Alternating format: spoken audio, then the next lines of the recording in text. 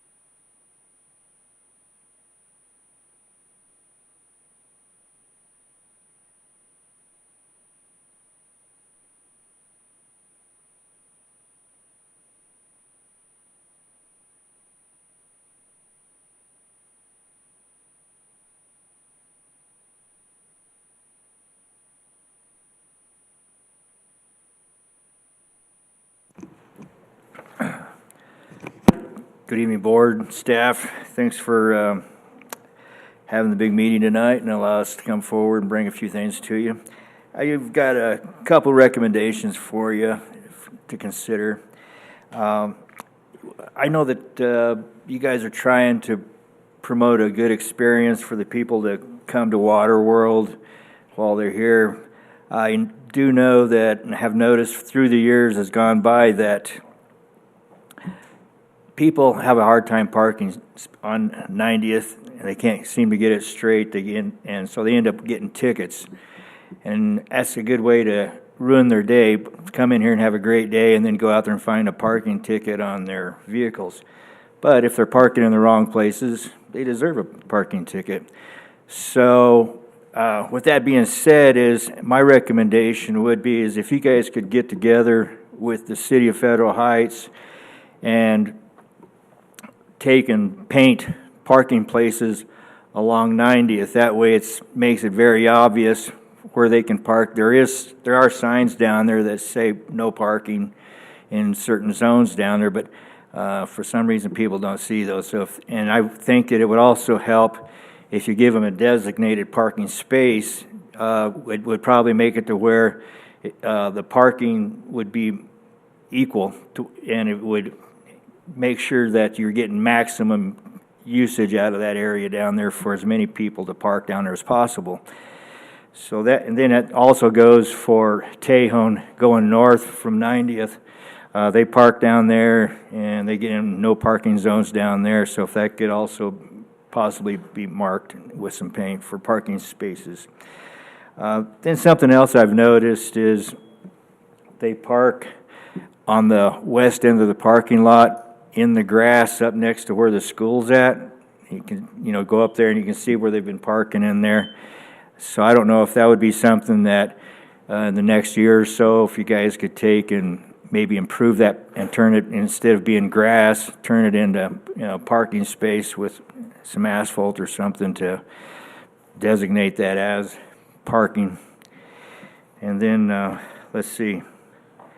That's the main thing I have is I don't want to see people's days ruined by parking tickets, but by golly, if they're parked in the wrong place, they need to get that ticket. So thank you very much. Appreciate it.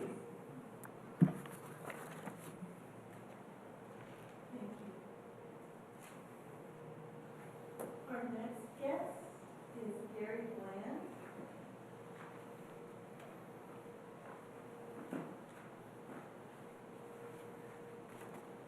Hello, Board. I'm Gary Bland. I actually live in Westminster, but I'm here to talk a little bit about Waterworld, and I want to thank you. I've lived in the city of Westminster for 45 years. The Waterworld facility has meant so much to my family. Now I'm old enough I get it for free because I'm a resident, so thank you highly for that. What makes it nice is I used to have to pay for all my kids. Now I get in free. My grandson is just under that. He's free. We come there a lot. So I just noticed, too, that I read just today there's an article how they're upgrading a certain area, and I think that's going to be another addition to fun. So I don't know if you've ever been there. The lazy river for us old people is the best thing there is. But anyways, I want to say thank you for everything. Oh, let me get back to one more thing. I've been on the golf course. The putt-putts of the other one I want to sit there and commend you for. That thing is fantastic too. So everything you offer as far as the recreation division is awesome, especially when it comes to the promenade. I know that you have a partnership with the promenade out there. I understand there's quite a bit of business out there too. I didn't know half my friends played on that ice. There's 3 sheets of ice. That's another product out there that I'm really proud to be part of with you guys. So I want to thank each and every one of you. Hope to get to know you a little bit better in the future. Have a great day. Thank you. Thank you, Carrie. We usually don't have somebody coming to make us feel good, so. It's this time. My parking didn't make you feel good? Didn't make me feel bad. I love it already.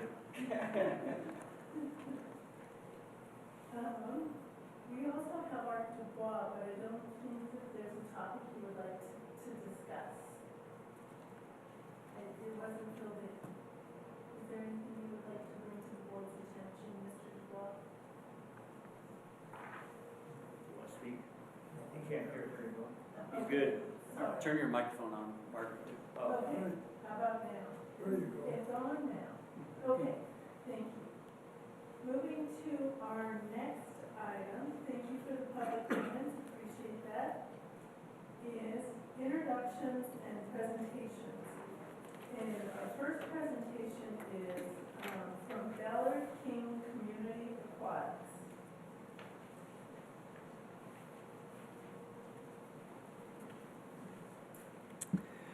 Good evening, Board. I'd like to introduce to you Scott Karen.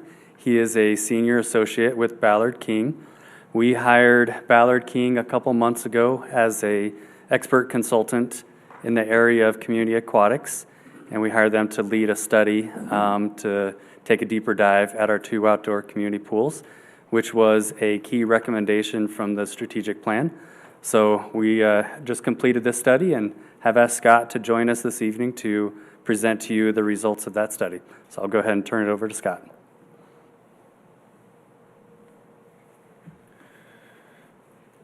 Good evening, board and staff. Appreciate the opportunity to be able to be here and speak to you this evening about the project that we've undertaken here alongside you.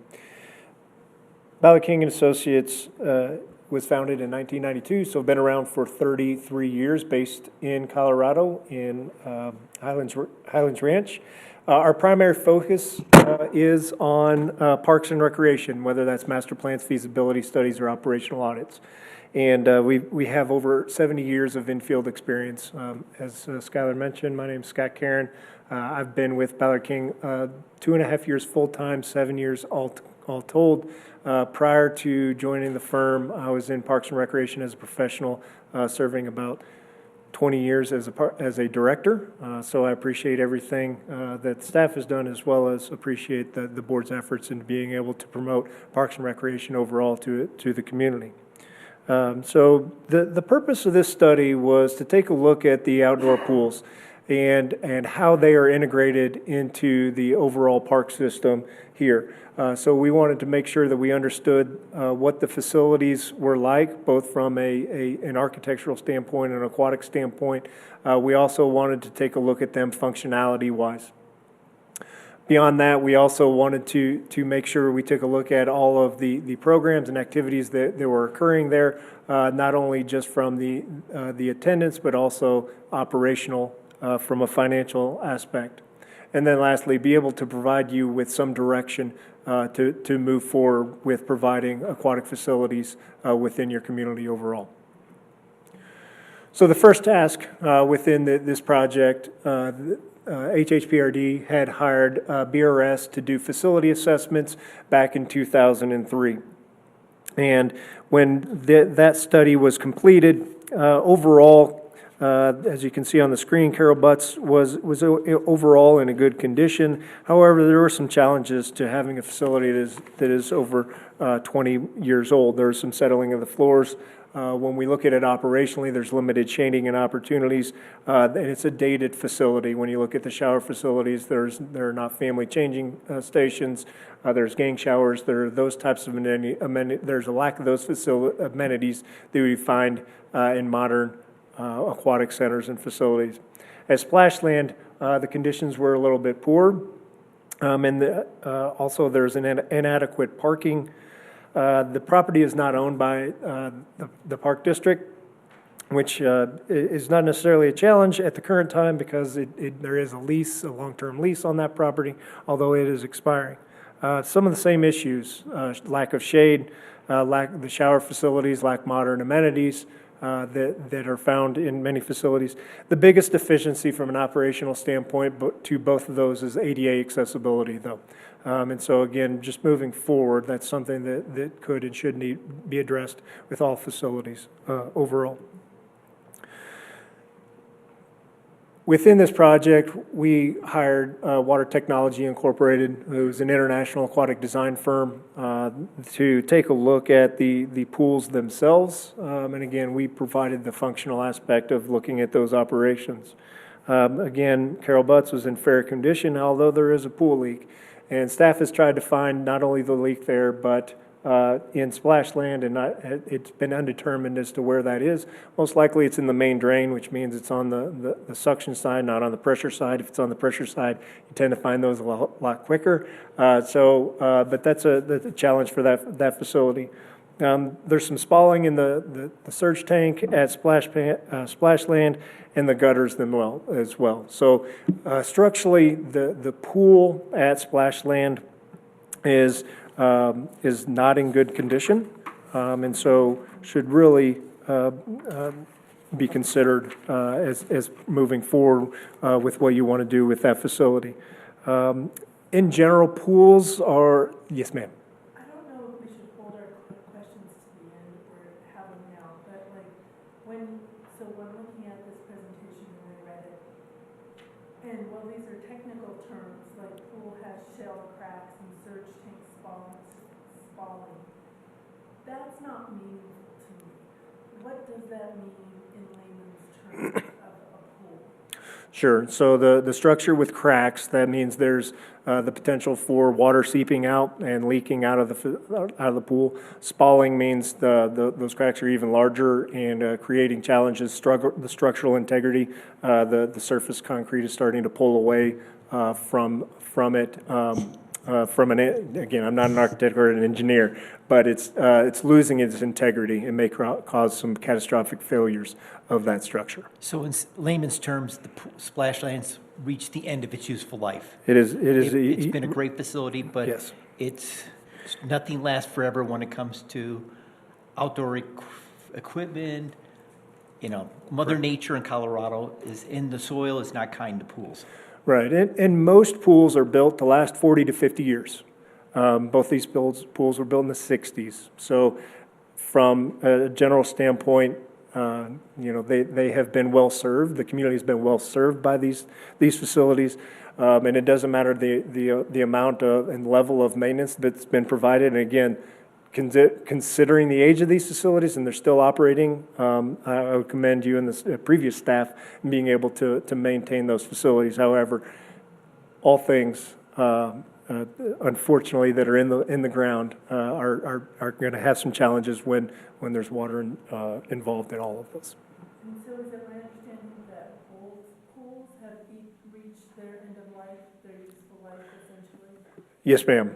Both of them are, Splash Land a little bit further along in that, but yes, both pools are showing their age significantly. From an operational standpoint, most neighborhood pools do not have full cost recovery. The pools at Carol Butts and Splash Land have a cost recovery of around 20% over the past 5 years. The attendance is primarily from residents, which is always a good thing, but you do draw some non-residents to those facilities. But as noted on here, it's about 1% of the overall anticipated swimmer days of the district as a whole. So they're not serving the community as a whole, they're serving the neighborhoods surrounding them. There is strong participation in swim lessons, though. And again, there is an efficient operation due to having Waterworld as kind of the base of operations, if you will, with satellite operations for the other outdoor pools. When we look at the market overall, part of the reason we take a look at what are the opportunities and what should or could a community or a park district the size of Highland Hills be able to provide. The population is about 125,000 people. So that's one of the key indicators. The second one is what the median age of the community is overall. In this case, it's about 32 years old, which is a younger, 36 years old, sorry. It's a little bit younger demographic. And then there's a high percentage of households with children. Those are typically good indicators for use of aquatic facilities.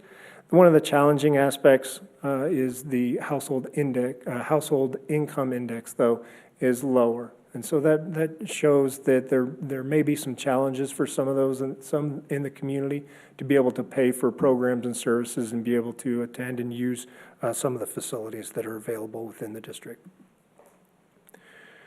We also took a look at the level of service. So the Carol Butts as well as Splash Land are identified as the little blue swimmers on the screen. It may be a little hard to see with a 2-mile radius around each of those facilities. We also identified some of the public and private providers within the area.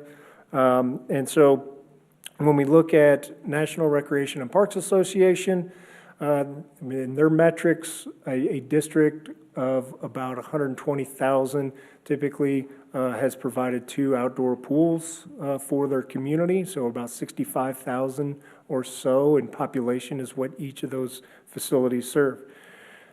The part that's left out of that is you also have a regional draw with Waterworld, but then also Westminster is also a provider of facilities, both indoor and outdoor, that is available to the community. Two items that are not on this map that you'll notice that also is a provider of aquatics is number one, splash pads or spray grounds are not on this that do provide a little aquatic amenity. And the other one is HOAs, apartments, complexes, and those types of things. Those are also provided certainly to a smaller community, but they're not available to the community as a whole. And so and it's harder for us to identify all of those in that regard. So. Why did you omit splash pads? And I think you explained why you omitted HOA pools, but why did you omit splash pads? Sure. The purpose was to understand swimmers. So those that are, we define swimmers as somebody that's immersed, so being able to put their head in the water. And splash pads, although they do provide aquatic enjoyment and an experience, it's not at the same level. They're of a similar experience as you would find at a playground, so a water playground in a lot of ways. So the play value is different than a pool. Are splash pads viewed differently than community pools as an asset? They're providing a different level of service. So splash pads typically, typically are even going to have a smaller level of service, not even stretching out 2 miles. They're typically going to have a half-mile or 1-mile radius around them, similar to a lot of neighborhood or mini parks and playgrounds that you would have. There are some splash pads that are significantly larger and do have a larger draw, but in general, they are intended to have a smaller service. So their circle is smaller. Yes, ma'am. Okay, thank you. Yes, ma'am.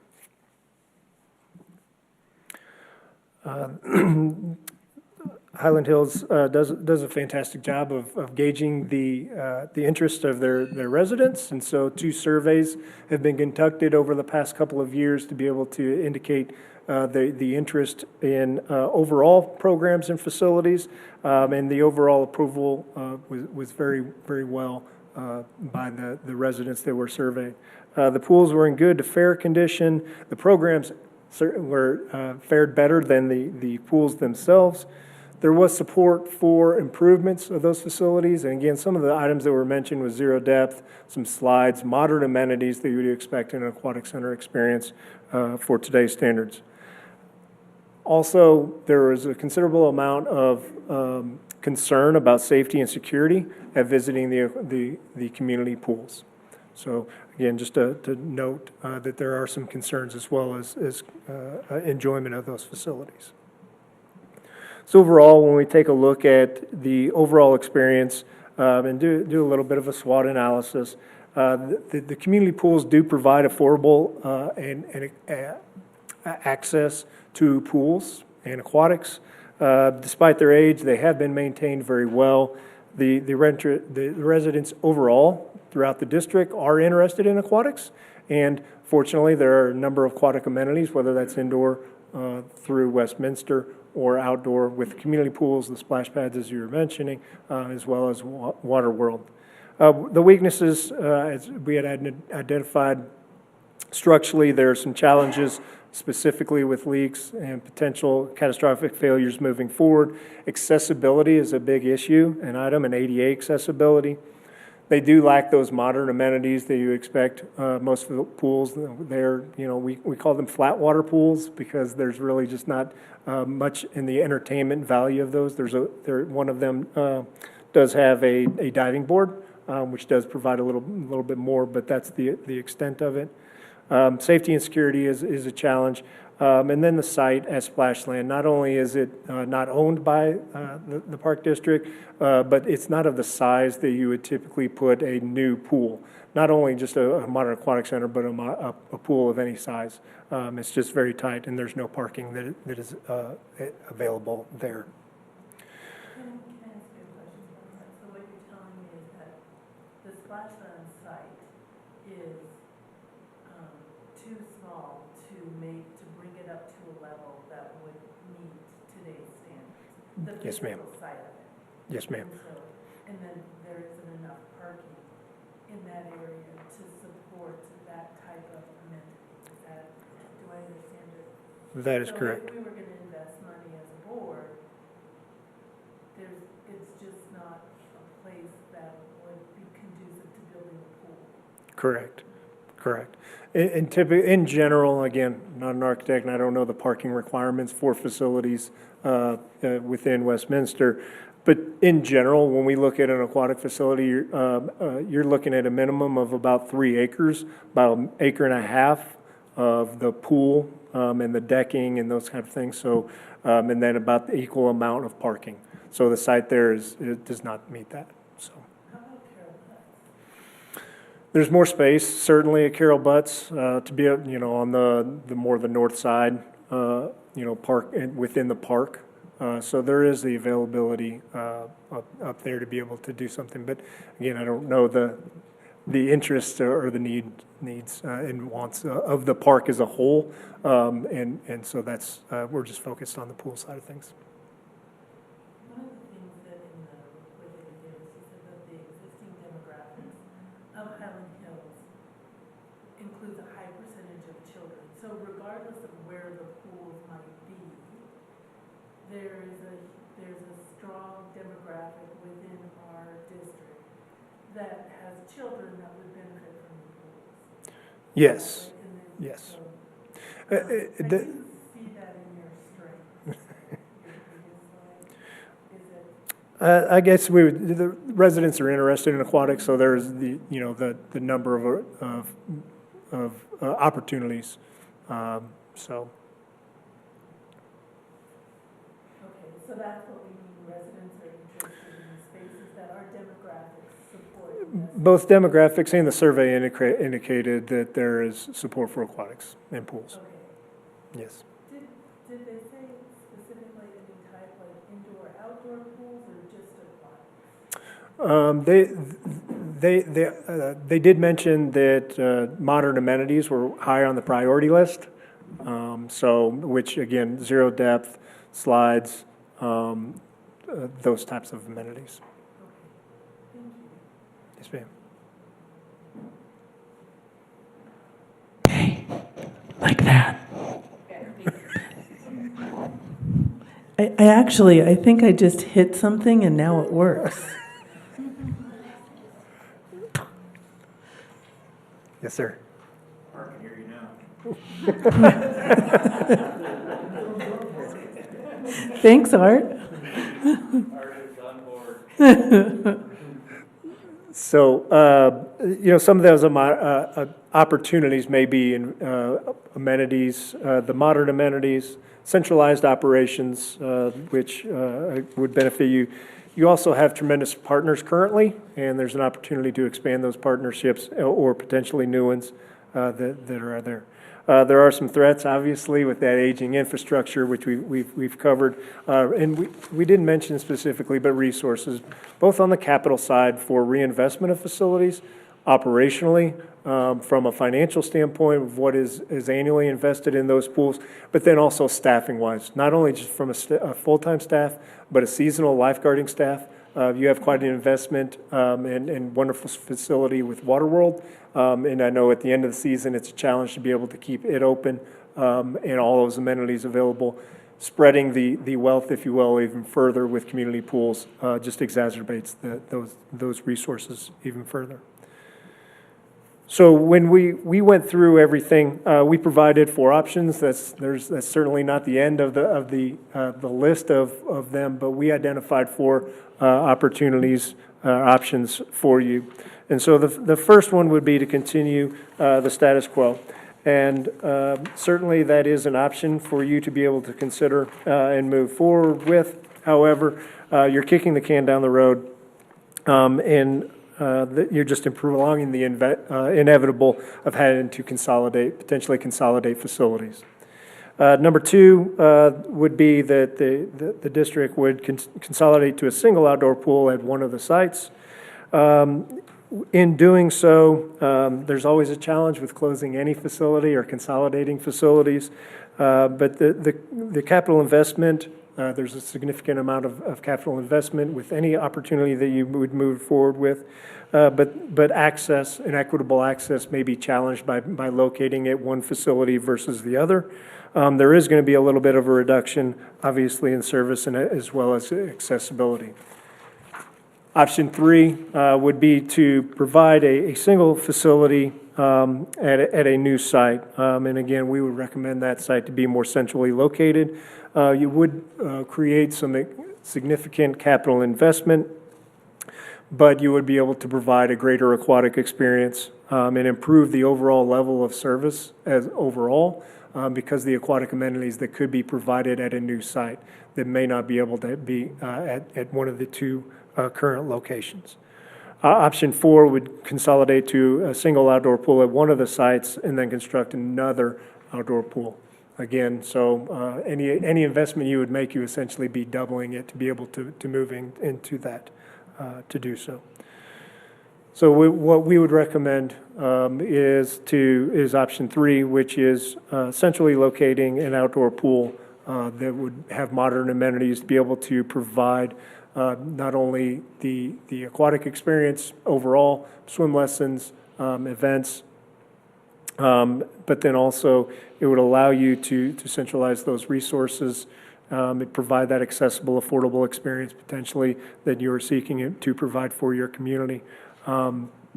And again, part of that, the reason that's our recommendation is because there are alternative providers on a year-round basis within Westminster that residents have access to those types of things, but then also at an outdoor pool through them as well. So we would encourage you to expand those potential partnerships, whether it's not only just the public ones, but potentially private ones as well. So with that, I'd be happy to answer When any you additional say questions. expand the private relationships, what does that look like? Sure. So there are private facilities often that crop up, whether that's a British swim school or private entities, but being able to partner with them to provide a lower rate for residents or provide vouchers or partnering with them in some way to be able to do that, or potentially contract out those types of services, those types of things. So those that have pools, and whether that's, again, that could be an HOA that has a pool that's an existing operation and you have a swim instructor, then you'd be able to form a partnership to be able to provide lessons at those types of facilities. Has that been done before? It's done in a lot of different communities where they're able to provide those services. And again, on the option 3, the evaluation is on 2 outside pools. In option 3, again, it could be reimagining a split facility, indoor-outdoor pool. Absolutely. Therefore, part of the pool has year-round accessibility. Those that enjoy the cold weather can go out on the warm side of the pool outside. Yes, So sir. again, trying to create something that is, instead of being only used for 3 months out of the year, could be used for 12 months out of the year, and therefore the residents of Highland Hills would have an aquatic experience for a much longer period of time. Yes, and again, Westminster does have 2 indoor facilities that residents have access to, being able to access. So. What other questions does the board have of Scott?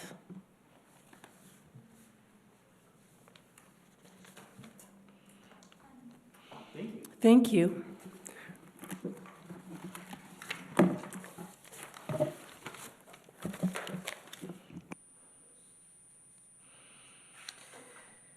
We have another presentation that is going to be made to us, and Director Beck, if you would, we have the results of our cyber security audit are going to be presented.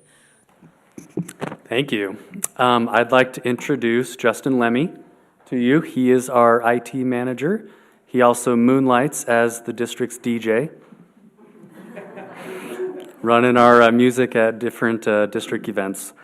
Justin's been with us for a little over 3 years, and a huge focus of his has been upgrading our network, protecting the district from a security standpoint.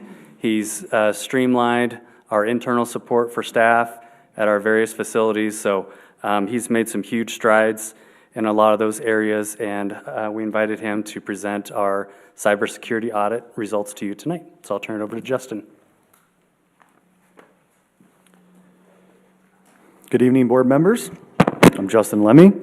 Thank you for the opportunity to present the current status of the Information Technology Department and the key findings from our 2025 cyber audit conducted by Code Red Audits. Here with me tonight is the president of Code Red Audits, Stephen Phelan.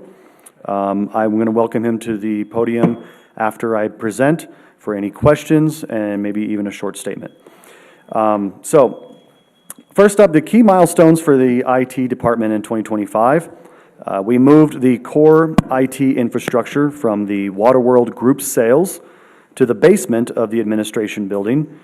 This better supports quick access to critical equipment and decreases latency in internet connections with the demarcation point already in the building. Increased visibility with proximity to the IT offices and security with a new metal door and Salto locks. We also upgraded the storage for all Highland Hills properties to support new security camera systems in place at Admin and Waterworld, Golf Course, Adventure Golf, and the Sports Center. We added a new 96 terabyte storage array with room to grow. That's a massive increase over what we had before. We also increased our cybersecurity visibility by upgrading to a managed detection and response platform with Malwarebytes antivirus, now known as ThreatDown. A dedicated case manager reviews any suspicious incident before local staff is alerted. This increased level of protection is critical with advancements in malware and cyber attacks. We also completed the cyber audit review performed by Code Red Audits, which we will review here next. It should be noted that by completing this cyber audit, we receive a discount on our insurance. The high-level overview covers network security, physical safeguards, and device inventories across all of our facilities. The team at Code Red used automated scripts to scan devices, identify services, and check for known vulnerabilities like weak passwords or outdated software. No major exploits were found district-wide. As highlighted in the executive summary, overall, the district shows a strong commitment to cybersecurity with no critical vulnerabilities found. Most sites are well managed, but we'll note a few areas of improvement to keep things secure and efficient. We'll start with the administration building and move through each location. With the administration building, the site has solid physical security. Staff verified the team and escorted Code Red to sensitive areas like server rooms. The team inventoried 67 devices, mostly computers and printers, with minimal security concerns. The network is clean, with unused ports disabled and good firewall protection. Recommendations: upgrade any remaining Windows 10 devices by 2025 to avoid future risks. Keep updating firmware on printers and switches for ongoing protection. There's a note to this that Highland Hills has paid for extended support on Windows 10 PCs via Posiflex for the point-of-sale PCs at Waterworld. This will expire in 2027, at which point we will need to discuss further steps. For Adventure Golf and Raceway, physical security does need attention. Doors were unlocked during visits, and some cameras weren't working. 45 devices were cataloged, including point-of-sale systems and switches. Network practices are strong, with ports secured, but a few older devices were noted. Note, these issues have been remediated, and we are now within compliance. Recommendations: reinforce door locks and fix cameras immediately, which have been completed. Segment printers and point-of-sale devices on separate networks to reduce risks. Moving on to the sports center, excellent physical security. Staff were vigilant and followed protocols strictly. Inventoried 48 devices, like computers and printers, in a modern setup with advanced tech exceeding expectations. No major vulnerabilities. Recommendations: continue regular firmware updates on printers and payment terminals. Use VLANs to isolate devices further. Moving on to the fitness center, staff were attentive, but some cameras were offline. 31 devices inventoried, including computers and switches. Network is secure with good practices in place. Recommendations are to repair cameras and organize wiring for better maintenance. Enable encryption on phones and TVs. Moving on to the Greg Mastriana golf courses. Generally well managed, but an outbuilding had exposed equipment in a damp area. Some doors were unlocked. 31 devices noted from computers to printers. Strong network controls overall. We have since reviewed the damp location, which happened to be the Gold House, and made adjustments appropriately. Recommendations: secure outbuildings and move equipment to dry locked areas. Again, we have taken care of this already. Update devices and printers regularly. Finally, the Ice Center at the Promenade. Top performer. Robust security with badge checks and escorts. 54 devices inventoried, well organized except for a cluttered back room. No urgent issues. Tidy the room. Recommendations are to tidy the room for easier access and maintenance and keep monitoring access points. Actually, I'm sorry, not finally. Finally, Waterworld. As our largest site, it's complex with high traffic. Physical issues include unlocked closets and exposed gear. 160 devices cataloged with a focus on guest networks. Strong firewall use, but sometimes staff mix Wi-Fi networks. We are in the process of remediating this. Recommendations: lock all closets and segment guest Wi-Fi strictly using our Fortinet tools to protect internal systems. We have completed this. Executive summary highlights. Our infrastructure is resilient, no urgent fixes needed. Strengths include proactive staff, disabling unused ports, and up-to-date firewalls. Minor gaps are mostly physical, like camera repairs and better organization. Key recommendations: prioritize physical fixes, locking doors, fixing cameras, and protecting equipment from elements. Updating software and firmware routinely, and segment networks for better isolation. Train staff on Wi-Fi use and conduct annual audits to stay ahead. In closing, our district is in great shape, secure and ready for the future. Implementing these tweaks will enhance protection without major costs. For the future, this audit was step 1 of 2, and I recommend that we budget for step 2 next season, which is a comprehensive vulnerability scan. As manager of IT, my primary responsibility is to understand the pace that technology evolves, especially with the emergence of artificial intelligence and quantum computing on the horizon. I suggest that we conduct these audits on a 3 to 5 year schedule. Year 1 would be inventory and physical evaluations. Year 2, vulnerabilities.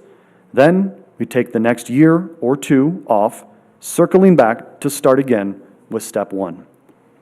At this time, I would like to invite Stephen Phelan, President of Code Red Audits, and also the co-founder of Fortinet, to the stage.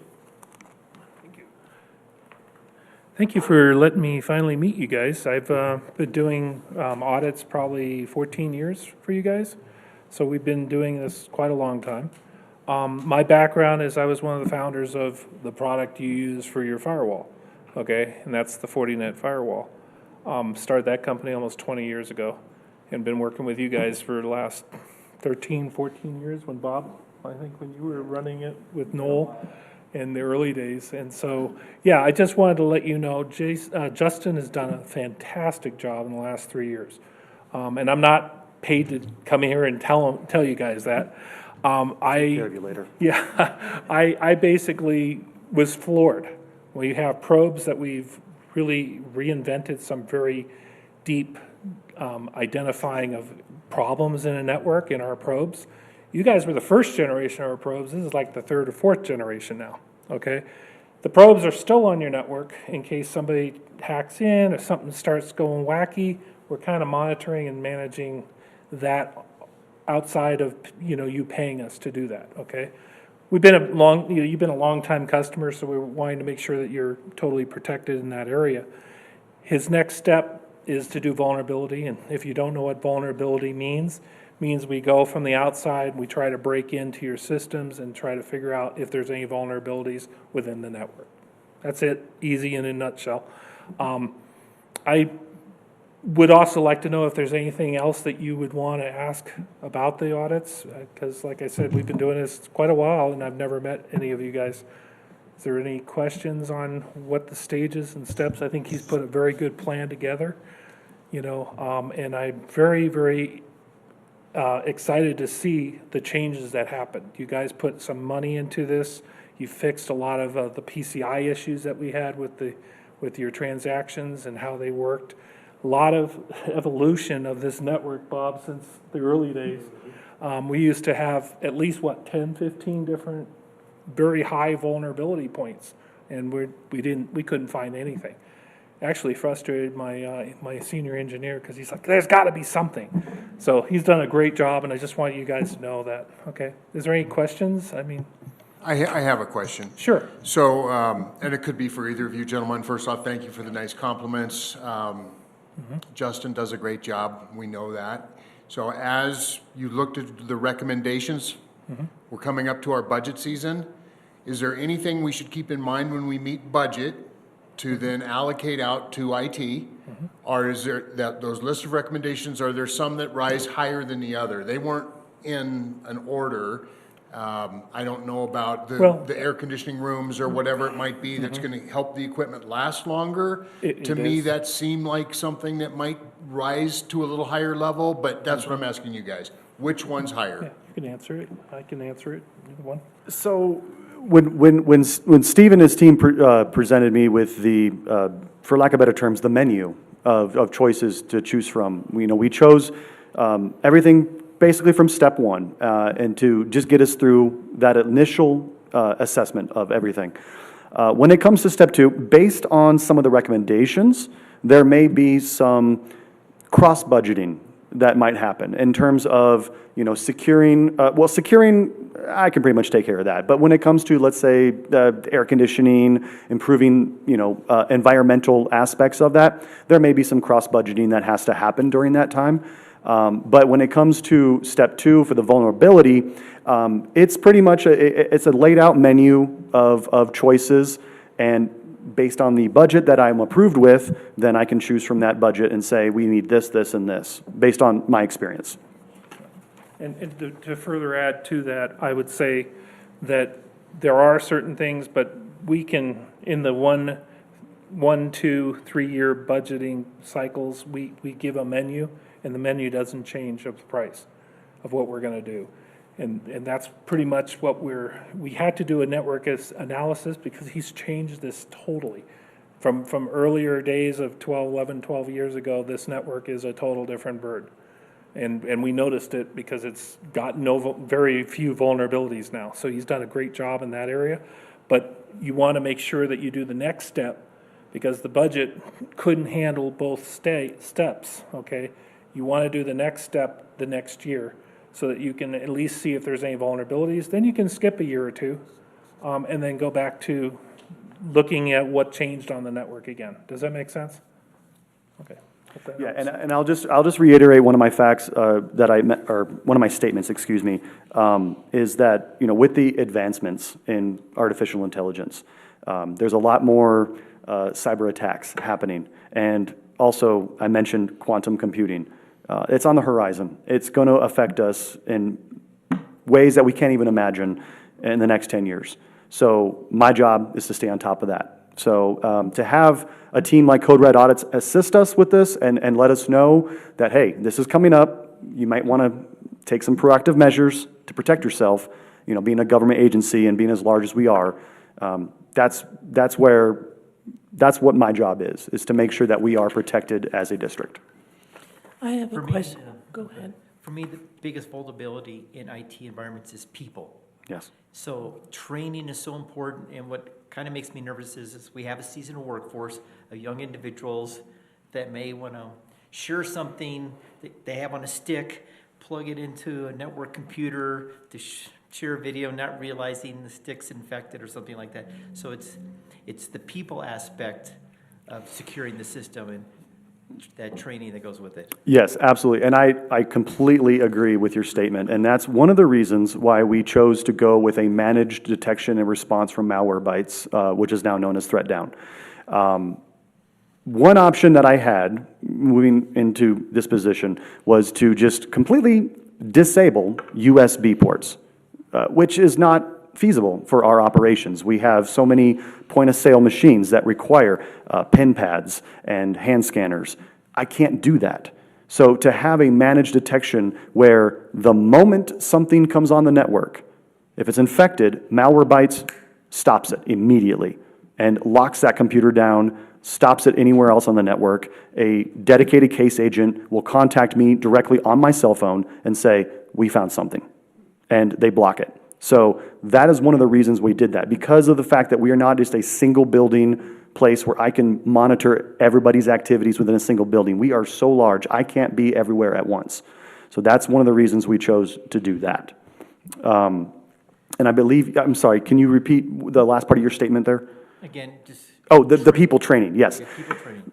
I don't know if it was actually mentioned before, but last season, our intern, Justin Duran, who's the son of our security manager, Sherry Duran, when he joined our team as the IT intern, I had this crazy idea to have him go around to each of our sites because nobody knew his face. Nobody knew who he was. I had Logan Sprang build out I bought a hard hat, and I had him print out a Verizon logo, and I bought a vest, and I had him print out a Verizon badge with his face on it with a fake name, and I had him go around to each of the sites and just try to get in to each of the sites, just to walk in with a clipboard and say, yeah, my name's Joe, I'm here to install an internet circuit, I need access to your IT room, and I just simply monitored and see who gave access to the IT room. Every site except for one passed. We have remediated that site since then. But that was one of the things about it, is training those people. And I can tell you right now that just last week, over at the Sports Center, which happened to be the site that was the one that failed, we had a group of individuals coming to help us with our Salto door lock systems. They wore their long building technologies, they wore their identification badges. They approached the front desk and said, "We're here, we need to get into the IT room to look at the Salto," and they said, "Not a chance." Not until they contact me. So every site understands now that nobody gets access to anything IT related unless they contact me first. I do have a question about the vulnerability audit. So I think you indicated that it's a menu type thing. So the audit is scalable, as I think I'm envisioning it. Yep. If you were sitting in this seat, what would you add to that scalability? Like, of those menu items, what are the most important things that should be focused on in a vulnerability audit? Well, I could go into a lot of detail there. I'm going to try and keep it high level, though. Perfect. Technology is interesting, okay? Fortinet has a technology that's ASIC-based. That means there's a chip that looks for any kind of unusual behavior on the network.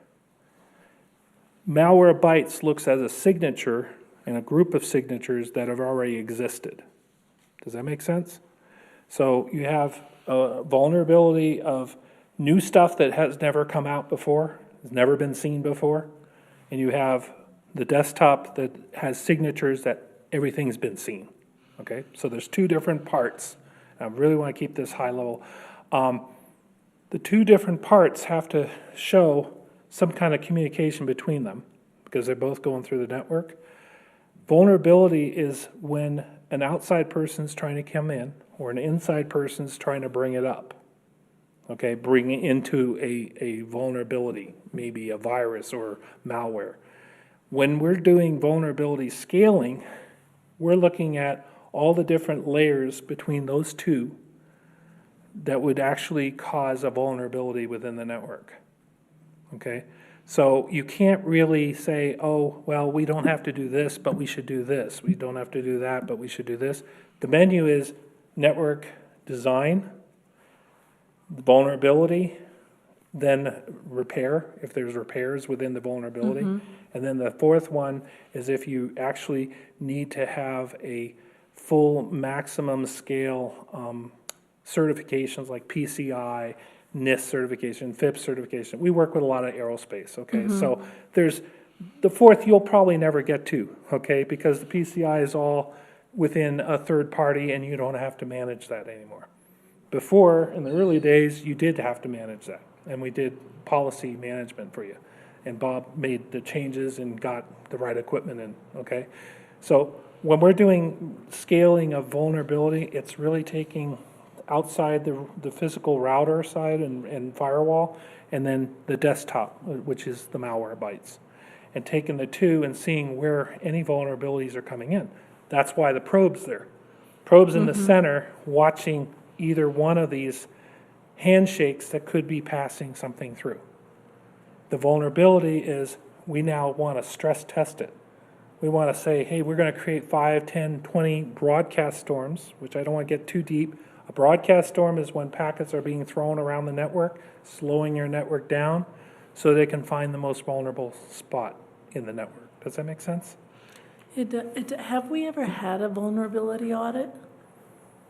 Not in my tenure that we've had here. I don't believe well, yes, we did on the Wi-Fi. We were doing Wi-Fi audits back 10, 12 years ago. Okay. The vulnerability, if we had done vulnerability back then, we would have had a lot of other problems. I can tell you that right now, just based on the way the network's designed. Because the design is so secure now, we want to test all the vulnerabilities and do a major stress test on everything. Okay, because there was so much to rebuild. There were switches that need to be put out, changed out, firewalls that need to be changed out, routers, everything needed to be upgraded, and that's what you guys have done in the last 3 years.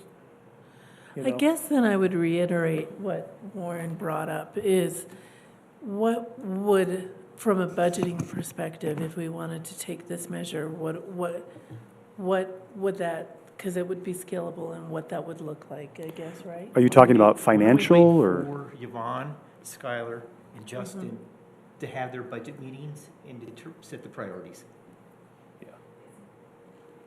I'm sorry, Matt, could you repeat that? Sure, again, when it comes to the budget for 2026, that's the responsibility of Yvonne, Skylar, and yourself. And so when we have our budget overview in October, you'll present that department and the priorities for that department, so. Yeah, absolutely, and because it sounds like there's multiple layers to this, we'll come with our recommendation, but also give you the information of what, you know, if we want to allocate more, be more aggressive on it next year, we can bring you those options as well. So, but yes, we absolutely will do that. And I will be in very close contact with Steve and his team to determine what recommendations are the highest priority, and then moving down from there. I also wanted to just mention, I heard this a long time ago, but I think it's pertinent now to put this in layman's terms. Hackers are not going to knock on your front door. They're not going to knock on your back door. They're not going to even come through your garage. They're going to come through your bathroom vent pipe. Okay, so that's kind of give you a layman's view of how hackers do this. They're going to come in through the most insane way possible. And that's what their job is to find those little vent pipes and figure out how to plug them up. Or a better analogy would be electricity. The thing you plug in, it could come right through your electricity. Yeah. Because you don't know where the vulnerability point is. Until you do the stress test, you don't know how vulnerable you are. Yeah, and going back to your point about training people, that is another reason why we continue to push our Ningio cybersecurity training. Each month, every employee is required to do a 4-minute presentation supplied to them by Ningio that gives them a real-world example of an event that happened, that hacked, how somebody messed up, and how they can protect themselves in the future. And we continue to grow upon that Ningio engagement, and it's getting better and better every month. And then, as I understand it, so your recommendation is to do step 2, the vulnerability audit, is that right? That is correct. So then, my question is, like, as a board member, or who decides to implement that recommendation? That would be the job of the staff. Okay, so then we will learn at the budget whether or not you guys decide on a vulnerability audit. That would be correct. Okay, that's where I wanted to understand. Thanks. Do we have any more questions? I don't have a question, Justin. I just want to say great job. And Steve, thank you for all your hard work. We knew that 3 years ago when we came in, and you're everywhere, taking care of everything and looking for the future. So just kudos to you. Thanks. Good job. Thank you so much. Thank you. Have a good evening. Very impressive. Thank you. Thank you.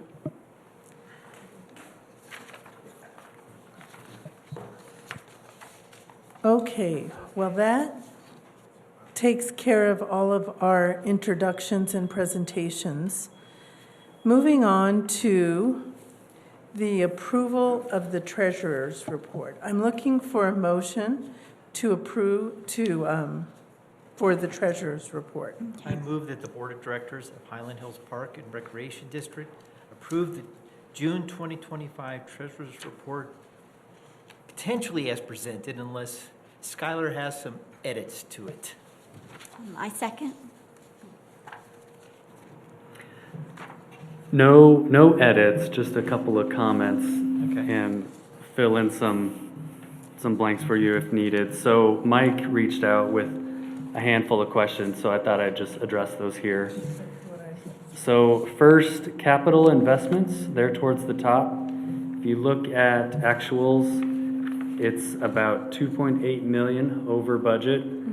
1.8 million of that is the Sports Complex Phase 2 project that was recently complete or nearing completion. 60% of those expenses will be reimbursed by Adams County. So we front load it and then we seek reimbursement through our grant with Adams County. And then we're also covering some costs for the Waterworld Cove project.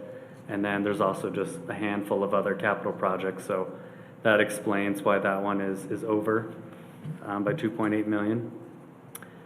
Conservation Trust Fund lottery, a little further down, you'll notice that we have not received our allotment this year through June. We did receive a double payment in July, so you'll see that reflected in the next treasurer's report for July. And we received about, let's see here, $363,000 for that. Okay, going further down, recreation revenues are down $339,000 through June. But if you look year over year, it's a little more on track to where it was previous year. We believe why it's down so much is kind of a timing thing with registration periods. And we also may have over-projected a little there, but we believe over the next couple of months that will correct itself. Okay, and then lastly, Mike asked about Waterworld expenditures. We are under budget by $1.5 million through June. And that is, we budgeted for 3 payrolls in June and only 2 payrolls hit in that's a huge part-time expense line. So you'll see that correct itself over the next month or two. I did have a conceptual question about the treasurer's report. So we have the facility, so there's the sports center facility, and that is a recreation center. And then we have the fit facility, which is like a fitness club. Why did we make the decision that the fit wasn't an enterprise fund that was reported? Like why don't we look at that as an enterprise? It's a great question. It's part of our overall recreation programming, right? So we run classes out of there. We run the fitness facility. It very much is a recreation program / facility.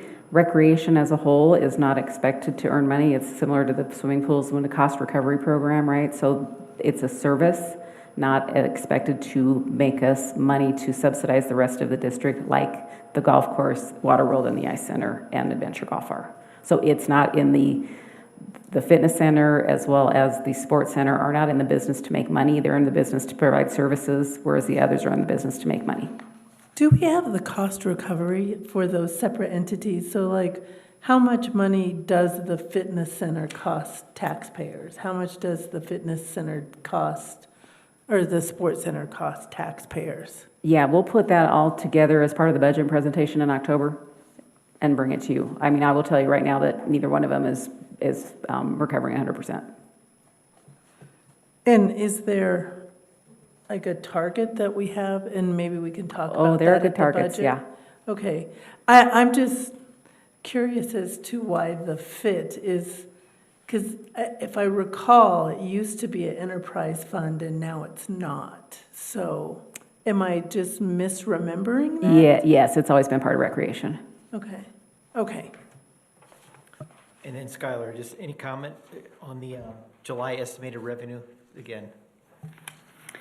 Yeah, I mean, this is always kind of a hard one to provide because we haven't quite closed out the month, for July. So it's always going to miss a week or two of revenues.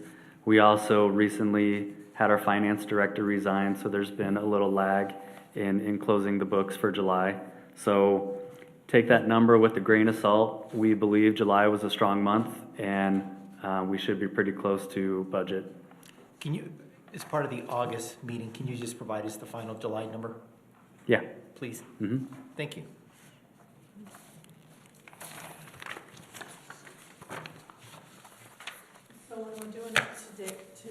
So when we're doing a to-do list or a follow-up, what did you ask for, Mike?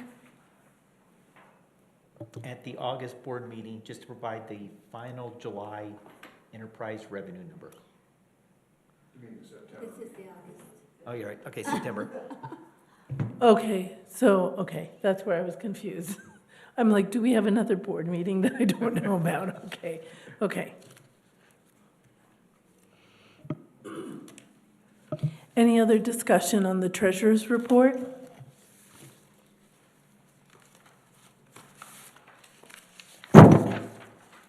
Hearing none. Looking, all those in favor of the motion? Aye. Aye. All those opposed? Motion passes. I'm looking for a motion to approve the minutes of the board meeting from last month. I move that the Board of Directors of Highland Hills Park and Recreation District approve the minutes of the study sessions of July 8, 2025, and the board meeting of July 8, 2025 as written. Second. Are there any comments or discussion for the motion for the board minutes? If there's no discussion, all those in favor, say aye. Aye. Aye. Aye. All those opposed? Motion passes.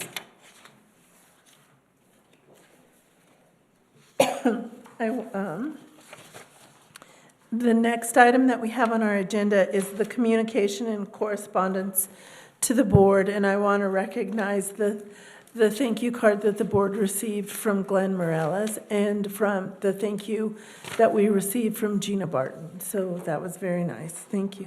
I'm very thoughtful. The next section is we're looking for an executive director update.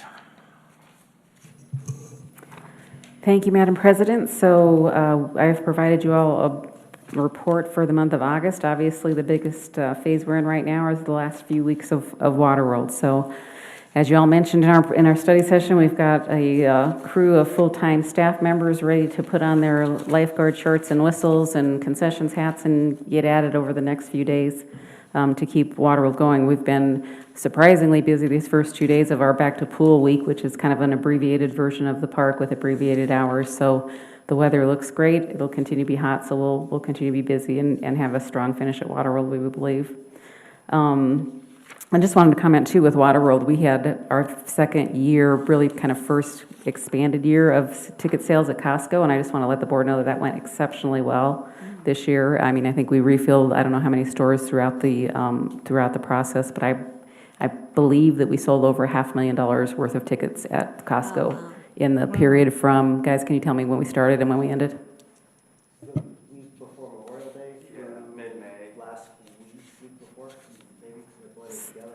So really strong showing there, great comments. We've been trying to get in there for several years, and that was Jenny Kramer and her team got that brought together and wrapped up. So we expect that that'll grow even more next year, but that was a good, strong program for us. And then I'm sorry that Justin left already, but I just wanted to echo Steve's comments about where he's taken our IT department. It's almost unbelievable, and the thing is, I think all of us, we get worried about it if our printer won't print or if our computer won't boot up or something like that, but he does so much work behind the scenes, and he does it really just effortlessly and very much self-directed, I would say, as well, Skylar. So we are very, very fortunate to have Justin Lemmy and Anthony as our IT team, and super excited about what they've done for us and will continue to do for us. And other than that, I would be happy to answer any questions.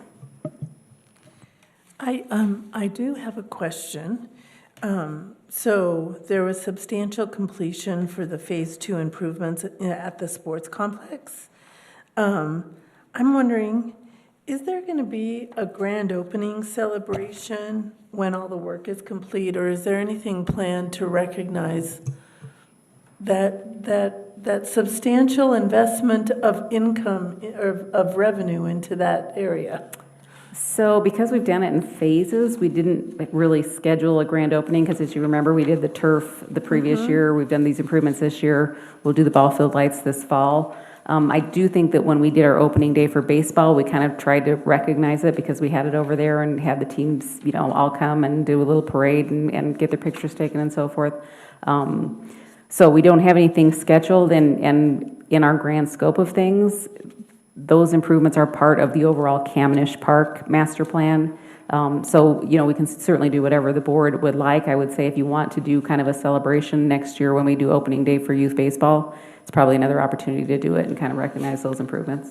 I'm just wondering if we should plan some events that recognize all the work that's been done and the money that's been reinvested back into the community. So, for example, I've had several people ask me when the sports center pickleball courts are going to be ready, and I'm happy that I can tell them I think fall.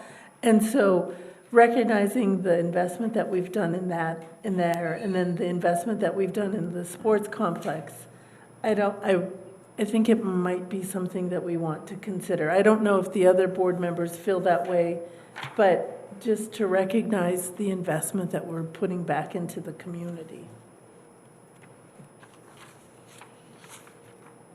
I think it's whatever the board as a whole would like to do. Certainly, we highlight those things and can continue to highlight it in our digital newsletter to the community and in our activities guide, but we're happy to do whatever the board would like. I don't know, maybe that's something we could discuss at a study session. I keep track of all the money that we've spent, and there's a lot that we can be proud of. Absolutely. And actually, I'm going to go back and add to my report too. So as you all saw in the study session, and I just want to make a note of it as well, that we picked up 3 more grants from Adams County Open Space this morning. So again, we continue to leverage those funds, the mill levy funds that the voters approved in 2020 with open space funds to bring these great projects to the community without us asking the community to pay for it. So yeah, it is something for all of us to be really proud of. Any other questions of the executive director? Moving on to the KPI report, Skylar, would you like to point out anything that is noteworthy on that report? Just in my areas, I'd highlight the media engagement, social media engagements. We continue to see great progress there as we increase our followers. Water World was mentioned in a USA Today article that highlighted water parks across the country and must-see things this summer. So we had a majority of those numbers come from that article, which was a nationwide publication. So, and then further down, you'll see golf rounds played, had significant growth, really great month in July. And then Water World attendance, we caught up a little bit to our record-breaking year last year with attendance in July. So we're feeling pretty good, finishing out the summer strong. One of the things that stood out to me in the KPI report that I'd like some commentary on is there has been a downward trend in FIT visits. So if you look kind of January, February, March, April, all the way through July, the past visits are down. I think previously we said that there was a problem with counting some way, somehow. Have those problems been remediated? Do we really think the visits are down the way that it's trending? What are you guys seeing there? Yeah, so that's a great question. There's a couple components to it. Yes, what we have learned through the migration of the old point of sale into the new, and then through various points in time as we've looked at the historical data, there is a lack of trust, and I think that's noted on here because this KPI report is compared to the data that we provided last year. I do think it is fair to say that there are errors in that data. The other part of that, while we are seeing some revenue up in memberships, we do believe that we have some memberships down, especially this time of year over the summer. We moved a program out of that building that had some membership drive. There's some small components to it. The good news is we feel like the membership reports and the visit reports we're getting now are getting dialed in. So we're feeling good about the numbers that we're getting. I think what you're seeing here in the red, I think there are some historical issues with the data we're comparing against. But again, our team is trying to backfill that and start to restore historical data and go through what we provided last year. Until that process is done, we're comparing to the old data. So when we're comparing July numbers, we're comparing to July of last year. But July of last year is where our data integrity issues lie? Yes. Is there any way? We are not completely confident in that. We have more confidence. Last year we had more confidence in the data than we did the year before because it's been a very difficult subject for us to measure, and it really shouldn't be. That's why we're working hard on it this year to make sure that the data we have is the correct data, it's the correct visit counts. So I feel good about the data we're providing this year, and Skylar, certainly you're getting that data as well, if you have anything to offer there. But I think we're seeing stable data now, but again, we are comparing to the historical data. And there's no doubt that we have work to do at the fitness center, and that's what we're undertaking over there, because we do need to do some rebuilding. So I think the answer to your question is kind of across those subjects. Is there any way we can look at it like month over month? Because like, when do we think the data was good? I will tell you that I'm suspicious of the data from the time I've gone into this role, knowing what I know now and what our team knows looking back at the data, because it also bridges two point-of-sale systems.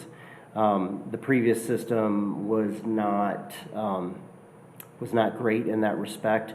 We moved it over, and we had some errors in our implementation there. So those two items combined to give us that bad data. But like I said, we do have confidence in the data we're generating now.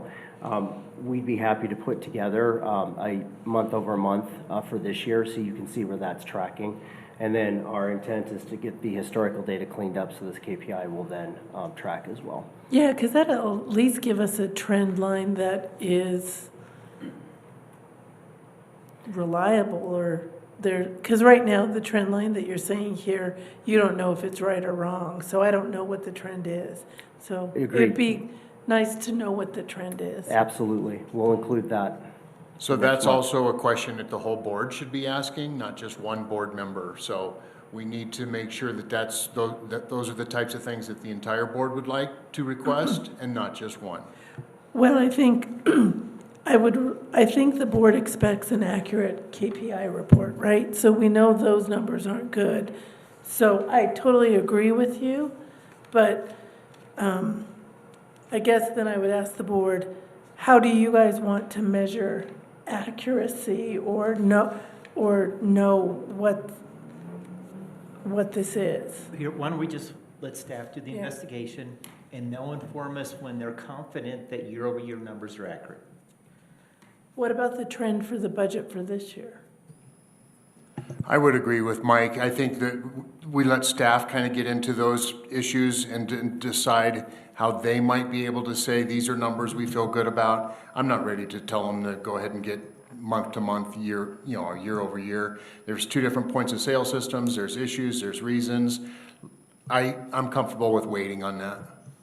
I might offer up that I think that this is a good item for us to address in the budget study session that's coming up in October. I mean, it's helpful for us to know like what things are important to you guys, obviously, and so this is something we can touch on, because what we're going to be obviously overall concerned with is the financial viability of the facility. And so that incorporates past visits, that incorporates memberships, all of it. So I think we can pull together a little more comprehensive report for the board in terms of the big picture of the fitness center, where it's at, what the cost recovery is, what the attendance looks like, what the opportunities we have, what the constraints we have, et cetera. So we'd love to give you some more information at the budget session if that works for everybody. That was much more eloquently put than what I was trying to say. That's what I've been trying to understand, is what is the financial burden of fit on the district, right? And right now, we don't have enough information to measure what that is. So, thanks. So I would remember that in the past, we've had that number and we've looked at it and we said, this is how much money the fit has lost every year and how we're trying to address it. I do remember that specifically in the budget packets the last couple of years.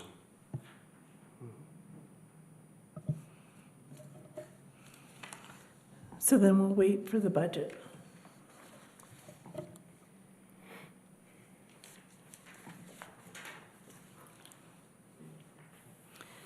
Moving on to the quarterly reports, who would like to provide us an overview of the quarterly reports? Any staff comments? I think rather than providing an overview, we're happy to answer any questions that you all have in those quarterly reports.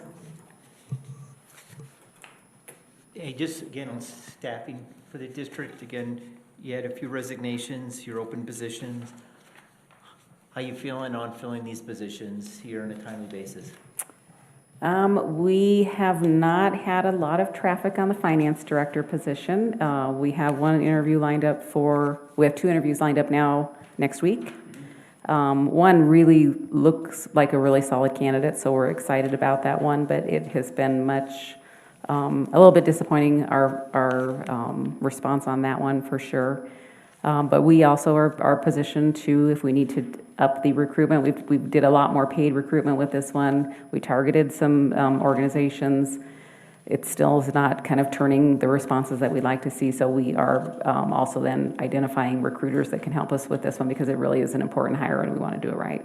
I can't remember what the other opening is, but I know that HR continues to plug away on a regular basis as positions open up. It's a lot more turnover than we used to have 15 years ago, but we think it's our new normal.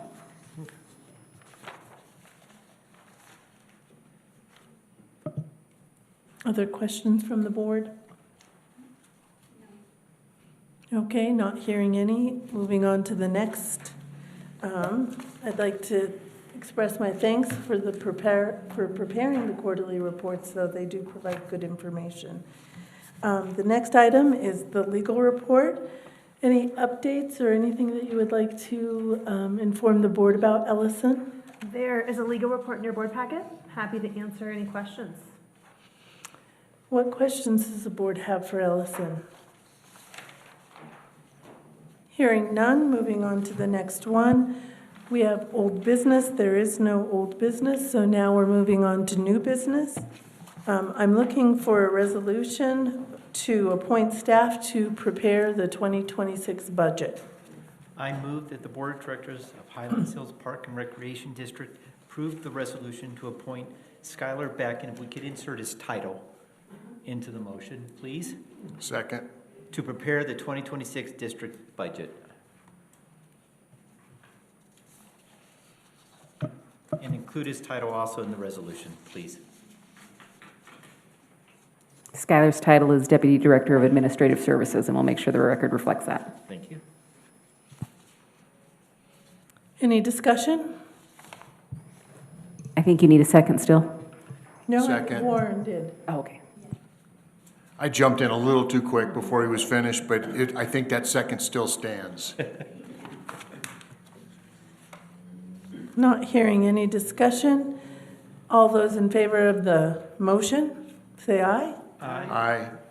Those opposed? Motion passes.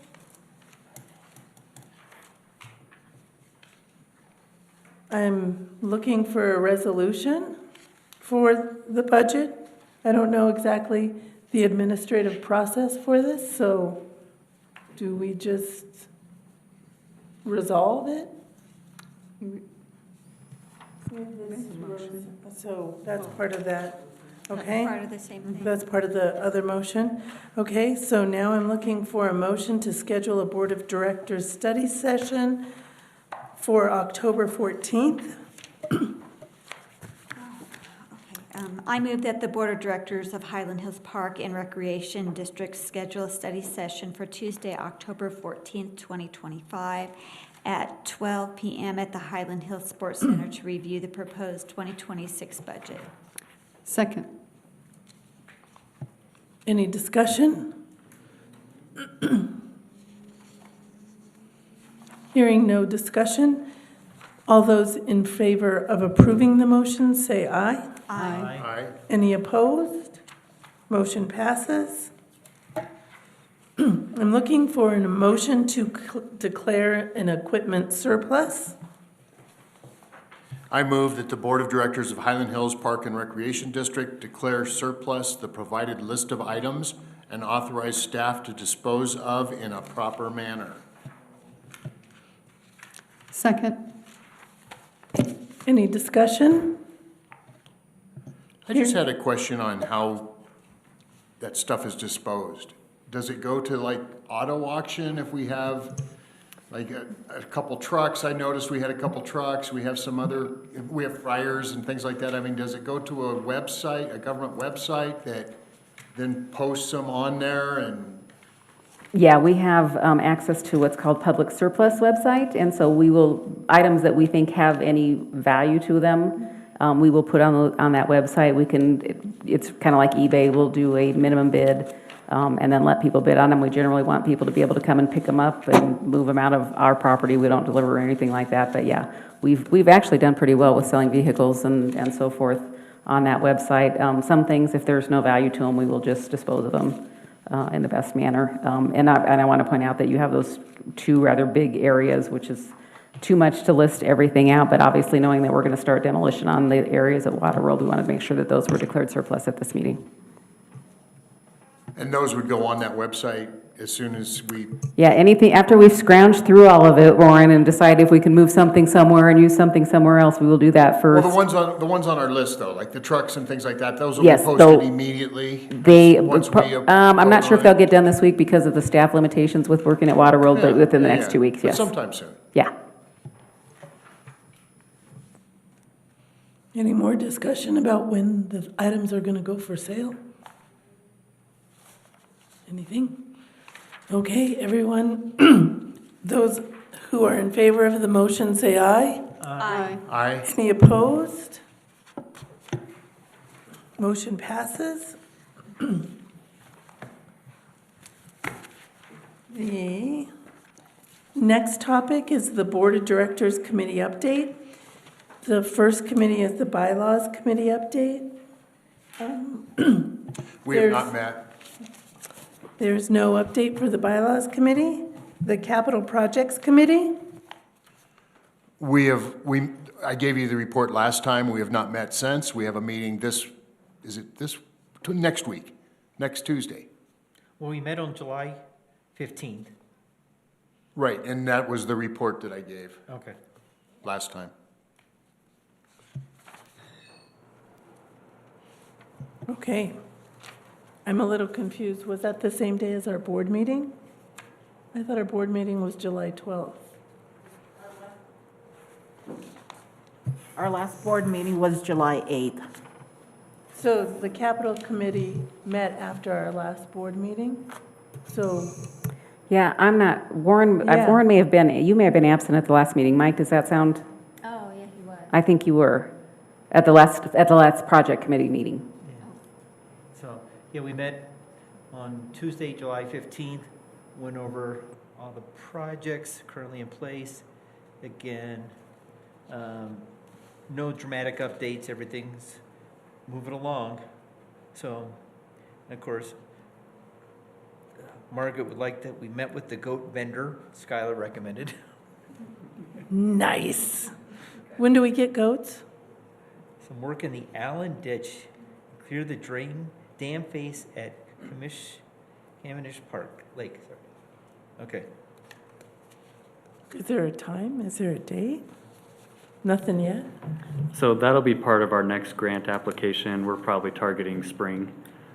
We are tinkering around with the trial period, maybe having them out this fall, but we'll share those details when that comes. But we're looking at a much bigger goat project in the spring of next year if we're awarded that grant. Oh, my goodness. Okay. Thank you, Mike, for thinking of me. And Margaret, I apologize. I had those notes listed here, but I was looking at the previous committee meeting where I did give that report. So this one, yeah, Mike said, we have 14 projects and we're monitoring all of those. And we're on the golf driving project. I mean, we're just looking at the location of the well, some netting, and some safety issues, HOAs, things like that. So nothing that's really important for the whole board. I have a question. At the July 15th meeting that you guys had, is that where you came up with the Waterworld project dashboard, or who came up with that one? Bob Owens actually worked on that for you. And so what we provided you is our suggestion for the dashboard, and we do want to have the board's feedback on that if that model that you have there works for you, and then we'll be providing that every month during the project. Maybe that's a consideration for an additional board item at the end of the meeting, or open board discussion then? Yeah, either way. Okay. Finance Committee update? Staff is still working on the annual audit. We did a few things they had to clear with the external auditors and hope to have it wrapped up soon. Is that a fair summary? That's Yeah, a very and fair summary. And the other thing that we did, not necessarily in a meeting, but we reviewed the RFP for the bond issuance that's coming up. And so that's getting ready to be issued as well. And a lease committee update. So I'd like to have the board draw the attention to the attorney report. We have information about the litigation that we're entering into, and we're in the discovery phase, so all the information that the board needs is in that attorney report. Also would like to let the board know that the lease committee has been proactively meeting with Jim at Bender's, so that's prior to the end of the current lease agreement. That's going to come up faster than we think, so we're starting to be proactive in taking a look at that lease agreement. Say, Allison, under the litigation section of the report, your report, is there anything you want to remind board members about, things you've noted in here, and just remind board members to be conscious of when it comes to litigation involving the district? Sure, so we don't want to talk about the substance of litigation, outside of attorney-client privilege, but in terms of the procedural status of where the case is, there's nothing confidential about that. That's all public record, but we, do keep in mind that any conversations that you have about the litigation that don't involve legal counsel, either myself or Ashley, are subject to discovery. So your verbal communications, your written communications, anything, just copy me, copy Ashley, so we can keep it privileged. Thank you. And then going back to the lease committee, the only lease that we have in existence right now is the Bender's lease, right? No, we have a physical therapist at the Ice Center. We have a physical therapist also at the fitness center. Okay, and is that what the lease committee manages as well, or oversees? Yeah, the lease committee would be responsible for all of those leases. Okay. Thanks for, I didn't know all the leases that we had, but we have a committee for them, so there must be meaningful.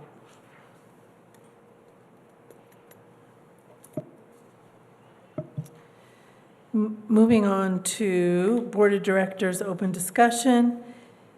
Who would like to provide a Highland Hills Foundation update?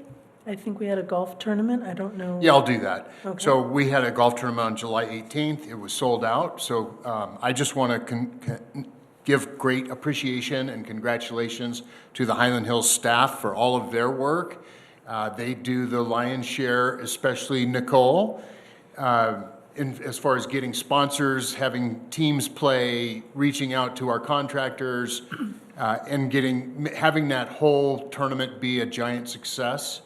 And we'll talk more about that at our next foundation meeting, but overall, it was a really, really nice event. And like I said, it did sell out, so start thinking about it for next year. And we raised quite a bit of money. I think we're close to $65,000 that we raised, and we'll get some more of that at our foundation meeting. But big congratulations to the Highland Hills staff, administrative staff, all the way through down to all of our volunteers, and all led by Nicole. Yeah, thanks everybody for the work that you put in. It was a very enjoyable event, so thank you, everybody. Thank you, Warren, for leading the committee. Westminster Rotary Club update. Warren, do you have any updates? I have no updates either. Board meeting action recap. Oh, wait a second. The one open discussion item is, if it's still out there, the Water World dashboard report. I don't know if everyone got a chance to look at what Bob Owens created for us. Is there any comments or changes? And it could be feedback at the next one. I do want to recognize Director Grosh's suggestion of field trips so that we can really, because for me, my spatial capabilities are very limited, and I'm a much more visual person, and that will provide me a better understanding of where we're at in the project. So I am in strong support of field trips. The dashboard I like as well. So Margaret, I also like the dashboard, the way it was designed, and it looks like it's going to be very easy for us to keep track of Waterworld and where it's going. Is this a good time to bring up a couple other open board comments? Sure. So I would like to just throw something out and see if the board would like to also have staff maybe look at some of this. And I do appreciate the finance director update. I was going to ask about where we are on that. Also, the horticulturist at the golf, at Adventure Golf, Alan and I have talked about that a little bit. So just want to let you know that that's been a tough position to fill, and we want to get a horticulturist over there. I think that'll be a big help and support of Adventure Golf and how everything looks. And then also to throw out there, have you guys heard of paddle ball? It's a new racquetball type game. It's pickleball, tennis, and Ping pong? not ping pong. No, more like racquetball. If you haven't heard about paddle, it's got millions of followers. It started in Mexico, and now it's moved into the United States. There's a big paddleball group up in Colorado Springs. Parks and Rec people are starting to put in paddleball courts. It's really kind of fascinating.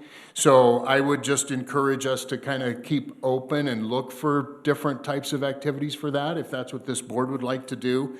And then also, as we get into the budget session, I'd like to have a conversation about electronic ticketing at some point in time for all of our Waterworld passes and adventure passes.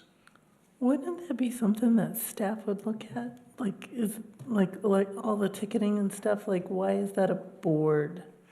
It's not a board. I want to know if this board would support the staff looking at electronic ticketing or paddle or something like that as well. I think that we have an obligation as board directors to bring current trends forward and to talk to each other first to see where we are as far as asking staff to move something forward with that. 2 separate requests though, right? Electric. Take it any way you want. It's absolutely 2 separate requests. One is to look at paddle, and one is to look at electronic ticketing. And is now the time to have conversations with staff? Is it not? That's for staff to decide. But does the board want us to be able to look at current trends in recreation? I think we should be, and then also in ticketing and how we run the organization. Is there money savings, cost savings to having electronic ticketing? That we have our big budget meeting coming up in October. It might be nice if this board were to say, yeah, we'd like to know more about this, or no, Warren, we don't want to have this information. Well, with paddleboarding, well, I think it's a novel thing right now. With the other items that we have, like the cost of the fitness center and those other things, and the community pools, I don't know if staff would be overwhelmed with a new initiative. So I might offer up that, obviously, particularly with our recreation department, and I have not heard of paddleball, so I'm going to be interested to look that up. But certainly, we are very much in touch with the National Park and Rec Association, in tune with them and recreation trends, as well as the Colorado Park and Recreation Association. So we obviously try to stay on top of those things. I'll be curious with Bob and his team whether they've been introduced to paddleball or not. But I also want to circle back to the electronic ticketing. I guess I'm a little bit confused, Warren, because we do have electronic ticketing at Waterworld and Adventure Golf, so maybe I'm not understanding the request. I'm talking about how I get my Broncos tickets and my Nuggets tickets, my Rockies tickets, my Banana Ball tickets. They're all sent to my phone, and I never touch a paper ticket. Yeah, we have that at Waterworld and Adventure Golf already. So, but board members don't get those. We get the paper No, copies. correct. Okay. So that could be my confusion. Okay. So yeah, paddleball it's a big deal, and I think if there's a board member going to the couple of the conferences, I would encourage them to then go to a paddleball session, and certainly staff that's going to be there if they would go to a paddleball session. It's really fascinating stuff, and there's millions of players across the country. So it's not. I think it could end up being as big as pickleball, but maybe not. We'll just have to see. And then I just had two other things, Margaret. I know we had an email that was sent to us that was provided in our packet. And then I also knew that there was, someone talked to me that they had sent an email about the fit to you, and I didn't know if you were going to bring that up. So, based on the study session, we didn't get to the email. The email that Warren's talking about today was sent at 11:38 a.m., and I was at work, so I haven't had a chance to look at it, nor has the other board members. So I think that email we should handle after the board meeting, and then we can, if there's any follow-up, we do it at the next board meeting, because most of the board hasn't had a chance to read that email yet, so I don't know what you guys want to do. So that would be my recommendation, is we deal with that email. With regard to the fit email, I will need more information to deal with that, so maybe that we can deal with both emails at the same time. And so for board discussion, is that, so I'm not sure what the action is required with the open discussion. Are we just talking about that we got emails, or I'm not? Well, sure I how think to this is our open discussion time. So I think that we have a couple of outstanding board discussion items that we should talk about, and we talked about it at the study session, and I know that there's been a somewhat of a commitment to, at our next study session, to talk about some of these things. But I also want to make sure that we're not dropping the ball on other things, so that we know which committees we're on, where we're going, how are our norms and bylaws, where is that updated, and who's keeping that ball rolling. In the past, that was me as the president, and I would think the president would continue to move that forward. So we also need to just make sure that we're doing our work to support each other and our committees, and I don't want to have that drop in September, at the September study session.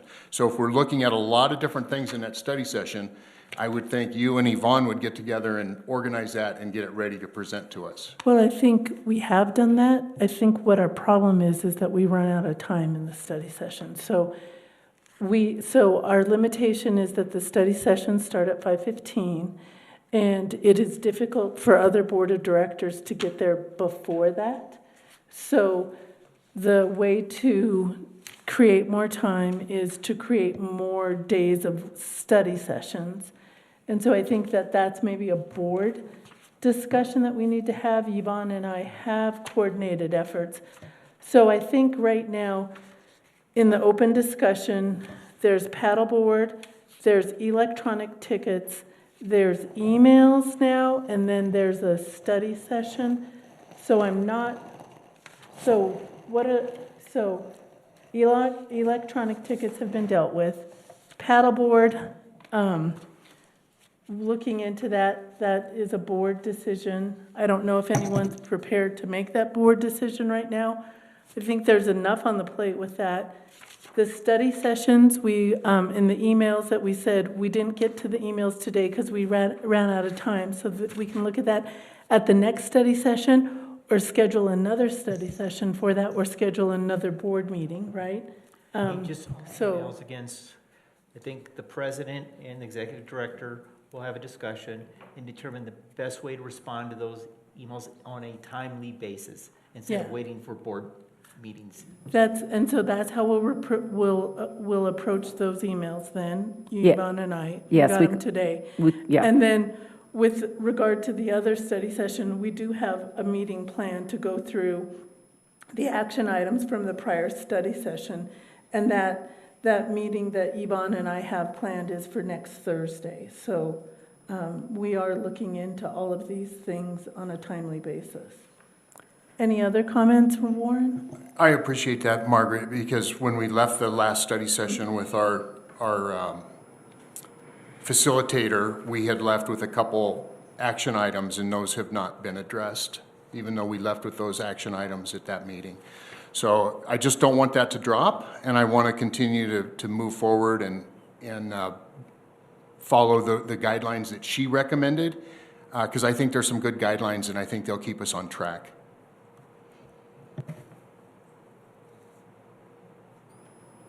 So Margaret, I'll circle back with you probably tomorrow on the emails. Is there, I heard somebody mention an email about the fitness center. I don't know that I've seen that. Yeah. I've not. I have not seen that too, and I checked my email.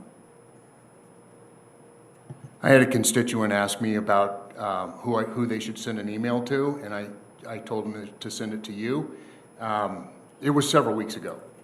I haven't received an email that I'm aware of. I'll go back and double check, but I'm not aware of an email. And so I will absolutely double check. And I'll check with you after this. And you can always call me and let me know. And we, aside from a public board meeting, that there's an email coming as well. I didn't know there was one. So he told me, where do I send this? And so I said, here's where you send it. Did he send it? I don't know. That's what I'm asking. I haven't received one. So please just check and go back a couple weeks. Okay. Can you check with him to see if he sent it?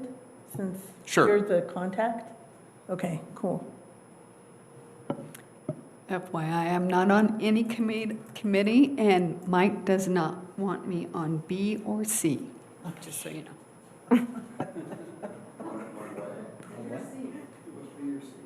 Capital projects or finance? Capital. Committees, so I'm just telling you that. Now, I'm not assigned, so. Well, I think we're going to try to address that at the September study session, so where we can start looking at not just those committees, but the foundation committee and everything else that we're working on. So I'm looking forward to getting those set so we can keep up with our work. What other unscheduled open discussion items do we have now? Like, None. Danny? I have none. Mike, do you have any? Warren, any more? No. Lori? Okay. So, moving on to board action recap. Good luck with that. What do you think you have, Lori? Oh, sorry.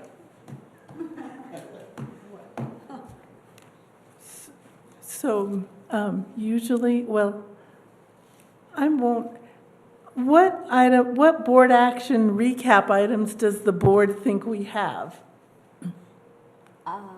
The only one that I have is to get the final July numbers from Skylar at the September meeting. Okay, that sounds good. Any other items, board? Thank you, Danny. Okay. Hearing no other items, I move that we adjourn. Meeting adjourned. Meeting adjourned.